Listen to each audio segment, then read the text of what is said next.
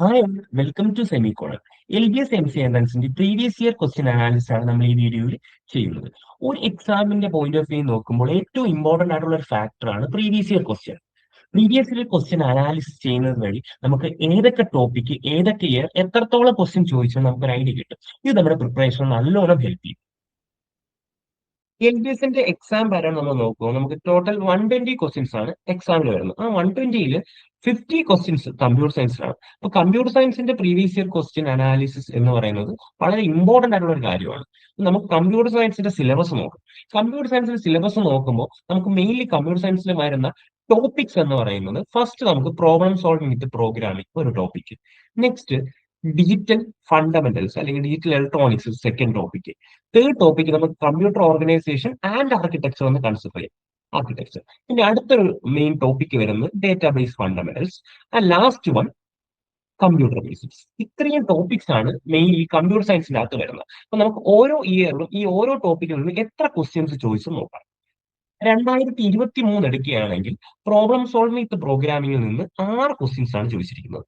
Digital ഫണ്ടമെന്റൽസിൽ നിന്ന് 9 ക്വസ്റ്റ്യൻസും computer ബേസിക്സിൽ നിന്ന് 13 ക്വസ്റ്റ്യൻസും കമ്പ്യൂട്ടർ ഓർഗനൈസേഷൻ ആൻഡ് ആർക്കിടെക്ചർ എന്ന് പറയുന്ന ടോപ്പിക്കിൽ നിന്ന് 12 ക്വസ്റ്റ്യൻസും ഡേറ്റാബേസ് ഫണ്ടമെന്റൽസിൽ നിന്ന് 10 ക്വസ്റ്റ്യൻസുമാണ് എന്ത് ചെയ്യുന്നത് എക്സാമിന് ചോദിച്ചിരിക്കുന്നത്. അപ്പൊ ഇതിൽ നിന്ന് മനസ്സിലാവും ആ ഇയറിൽ ഏറ്റവും കൂടുതൽ ക്വസ്റ്റ്യൻസ് വന്നത് നമ്മുടെ കമ്പ്യൂട്ടർ ബേസിക്സും കമ്പ്യൂട്ടർ ഓർഗനൈസേഷൻ റേഞ്ചിൽ നിന്നാണ്. ഇനി 2024 എടുക്കുകയാണെങ്കിൽ ആ ഇയറിൽ പ്രോബ്ലം സോൾവ് വിത്ത് പ്രോഗ്രാമിംഗിൽ 7 ക്വസ്റ്റ്യൻസും ഡിജിറ്റൽ ഫണ്ടമെന്റൽസിൽ 16 ക്വസ്റ്റ്യൻസും കമ്പ്യൂട്ടർ ബേസിക്സിൽ നിന്ന് 8 ക്വസ്റ്റ്യനും കമ്പ്യൂട്ടർ ഓർഗനൈസേഷൻ ആൻഡ് ആർക്കിടെക്ചറിൽ നിന്ന് 13 ക്വസ്റ്റ്യനും ഡേറ്റാബേസ് ആൻഡ് ഫണ്ടമെന്റൽസിൽ നിന്ന് 6 ക്വസ്റ്റ്യൻസുമാണ് ചോദിച്ചിരിക്കുന്നത്.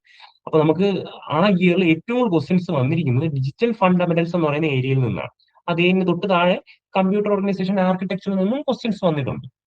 ഇനി 2025 എടുക്കുകയാണെങ്കിൽ ലാസ്റ്റ് ഇയർ നടന്ന എക്സാമിന് പ്രോബ്ലം സോൾവിംഗ് വിത്ത് പ്രോഗ്രാമിംഗിൽ 14 ക്വസ്റ്റ്യൻസ് ചോദിച്ചിട്ടുണ്ട്. ഡിജിറ്റൽ ഫണ്ടമെന്റൽസ് 13 ക്വസ്റ്റ്യൻസും കമ്പ്യൂട്ടർ ബേസിക്സിൽ 8 ക്വസ്റ്റ്യൻസും കമ്പ്യൂട്ടർ ഓർഗനൈസേഷൻ ആർക്കിടെക്ചർ 9 ക്വസ്റ്റ്യൻസും ഡിജിറ്റൽ ഫണ്ടമെന്റലിൽ 15 ക്വസ്റ്റ്യൻസും ചോദിച്ചിട്ടുണ്ട്. അപ്പൊ ആ ഇയറിൽ നമുക്ക് നോക്കിയാൽ മനസ്സിലാവും പ്രോബ്ലം സോൾവ് വിത്ത് പ്രോഗ്രാമിംഗും ഡിജിറ്റൽ ഫണ്ടമെന്റൽസും ഡേറ്റാബേസ് ഫണ്ടമെന്റൽസും ആണ് കുറച്ചും കൂടെ അവർ ഫോക്കസ് ചെയ്തിരിക്കുന്നത്. ഈ 3 വർഷത്തെ നമ്മളൊന്ന് കമ്പയർ ചെയ്താൽ നമുക്ക് മനസ്സിലാവും ഓരോ ഇയറിലും ടോട്ടൽ 3 വർഷം കൊണ്ട് പ്രോബ്ലം സോൾവിംഗ് വിത്ത് പ്രോഗ്രാമിംഗിന്റെ 27 ക്വസ്റ്റ്യൻസും ഡിജിറ്റൽ ഫണ്ടമെന്റൽസിൽ 38 ക്വസ്റ്റ്യൻസും കമ്പ്യൂട്ടർ ബേസിക്സിൽ 29 ക്വസ്റ്റ്യൻസും കമ്പ്യൂട്ടർ ഓർഗനൈസേഷൻ ആർക്കിടെക്ചറിൽ നിന്ന് 34 ക്വസ്റ്റ്യൻസും ഡേറ്റാബേസ് ഫണ്ടമെന്റൽസിൽ നിന്ന് 31 ക്വസ്റ്റ്യൻസ് ചോദിച്ചിട്ടുണ്ട്.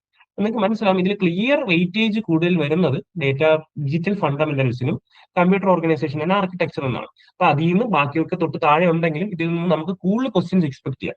നിങ്ങൾ ട്രെൻഡ് നോക്കി കഴിഞ്ഞാൽ നിങ്ങൾക്ക് മനസ്സിലാവും ഡിജിറ്റൽ ഫണ്ടമെന്റൽസിൽ ഒരു നമ്പർ ഓഫ് ക്വസ്റ്റ്യൻസ് മിക്കവാറും എപ്പോഴും കൂടുതലായിരിക്കും. എപ്പോഴും ക്വസ്റ്റ്യൻ പേപ്പർ എടുത്തു കഴിഞ്ഞാൽ നിങ്ങൾക്ക് ഡിജിറ്റൽ ഫണ്ടമെന്റൽസിന്റെ ക്വസ്റ്റ്യൻസ് എപ്പോഴും കൂടുതലായിരിക്കും. അപ്പൊ ആ ഒരു ഏരിയ ഫോക്കസ് ചെയ്ത് കഴിഞ്ഞാൽ നിങ്ങൾക്ക് കുറച്ചും കൂടെ ക്വസ്റ്റ്യൻസ് നിങ്ങൾക്ക് അറ്റൻഡ് ചെയ്യാൻ പറ്റും. ഇതാണ് നമ്മുടെ 3 വർഷത്തെ അനാലിസിസ്. ഇനി ഇതേപോലെ തന്നെ നമ്മുടെ നെക്സ്റ്റ് വീഡിയോയിൽ ആപ്റ്റിറ്റ്യൂഡും മാത്സും അനലൈസ് ചെയ്യുന്നതാണ്.